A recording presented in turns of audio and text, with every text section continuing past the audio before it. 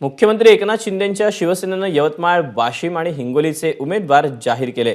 धक्कादायक म्हणजे हिंगोलीत जाहीर झालेला उमेदवार बदलण्याची नामुष्की शिंदेंवर आली। हिंगोलीतून आता हेमंत पाटील यांच्याऐवजी बाबूराव कदम कोहिळीकर यांना उमेदवारी देण्यात आली, तर दुसरीकडे यवतमाळ, वाशिममध्ये भावना गवळींचा पत्ता कट झाला। त्यांच्याऐवजी पक्षानं खासदार हेमंत पाटील यांच्या पत्नी राजश्री पाटील यांना उमेदवारी दिली आहे। हिंगोली लोकसभेसाठी हेमंत पाटील यांची महायुतीकडून उमेदवारी जाहीर करण्यात आली होती, परंतु त्या उमेदवारीला विरोध केल्यानंतर हेमंत पाटील यांची उमेदवारी अखेर मागे घेत मुख्यमंत्री एकनाथ शिंदे यांनी बाबूराव कदम कोळीकर यांची उमेदवारी जाहीर केलेली आहे। काय पहिली प्रतिक्रिया मला हे सांगा। प्रतिक्रिया, हिंगोली लोकसभेची उमेदवारी माझ्यावर जेव्हा मला समजलं की टीव्हीच्या माध्यमातून माझं नाव आलेलं आहे, खरं तर महाराष्ट्र राज्याचे मुख्यमंत्री एकनाथभाई शिंदे यांचं मनापासून आभार व्यक्त करतो। सर्वसाधारण कुटुंबातील हाच फरक आहे शिवसेना आणि इतर पक्षामध्ये, जे की सर्वसाधारण शेतकरी कुटुंबात असलेल्या मुलांना हिंगोली लोकसभेची जबाबदारी देणं हे काय एवढा छोटा विषय नाही।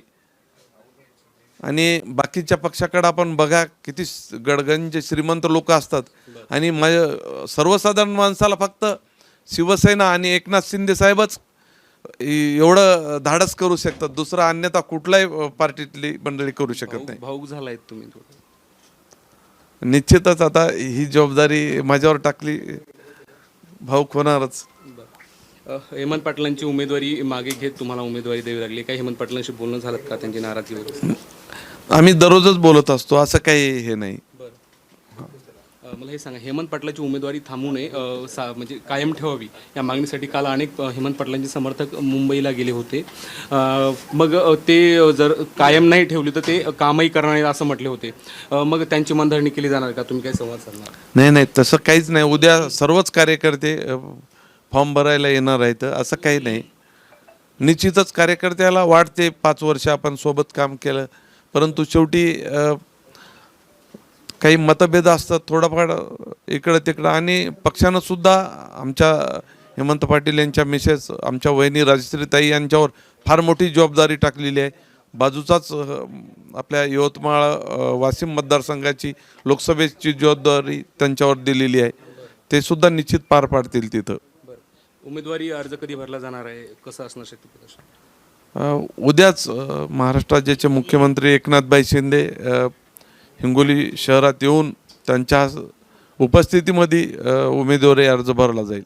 बरं, सांगा मला हे मुख्य प्रचाराचे मुद्दे कोणते असणार आहेत? कारण आता तुम्ही नवे उमेदवार झाले आहात आणि काय कोणते मुद्दे घेऊन तुम्ही मतदारांना मतदान मागणार आहात? जे भारताचे पंतप्रधान नरेंद्रभाई मोदी यांनी संपूर्ण भारतामध्ये जे गेल्या 10 वर्षापासून विकास पर्व सुरू केला, तुम्हाला माहीत असेल, आज आपण इकडं वाशिमला जायला समृद्धी मार्गाकडे, इकडं नांदेडला जायला 3-3, 4-4 घंटे लागायचे। हा जे विकास सुरू झाला ते ह्या 10 वर्षामध्ये सुरू झालेला आहे। आणि निश्चितच मग विकास असो का किंवा आज कोरोनापासून ते पुढचे 5 वर्ष 80% भारतातल्या गरीब जनतेला मोफत धान्य, ही काही साधी गोष्ट नाही। काँग्रेसच्या काळात नुसती गरिबी हटाव बोलायचे, परंतु प्रत्यक्षात पुढचे 5 वर्ष आणि मागच्या कोरोनापासूनचे दिवस आठवा, 80% जनतेला मोफत धान्य आहे। याच्यापेक्षा सर्वसाधारण माणसाला काय पाहिजे? मला हे सांगा, हेमंत पाटलांच्या उमेदवारीला भाजपने विरोध केला होता, आता तुमची उमेदवारी जाहीर झाली आहे, मग भाजपची काय भूमिका आहे? काय बोलणं झालं का तुमचं?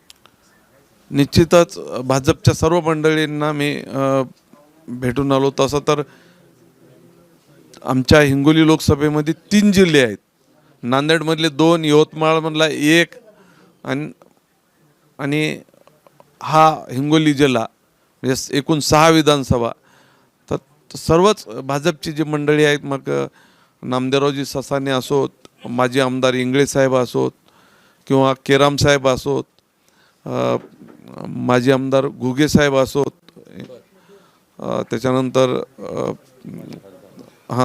तानाजीराव मोटकोळे साहेब आमदार हिंगोलीचे, त्याचबरोबर माजी खासदार शिवाजीराव माने असोत, हे सर्वांना माझं जाऊन भेटलो आणि ते आपल्यासोबत म्हणजे काम करण्यासाठी तयार आहेत. बरं, एक शेवटचा प्रश्न घेतो. अत्यंत अनपेक्षित अशी तुमची उमेदवारी जाहीर झाली. अगोदर काही माहीत होतं का, आणि आता जेव्हा माहिती मिळाली तेव्हा आश्चर्याचा धक्का बसला? धक्का तर आता बसणारच. लोकसभा म्हणजे काय एवढा छोटा विषय नाही, आणि जबाबदारी ह्याच्यात जर मला म्हणजे विजय जर मिळाला तर निश्चितच मी जी माझ्यावर जबाबदारी टाकली एकनाथभाई शिंदे यांनी, त्यांच्या जबाबदारीला कुठेही तडा जाऊ दिला जाणार नाही याची मी निश्चितच काळजी घेऊ.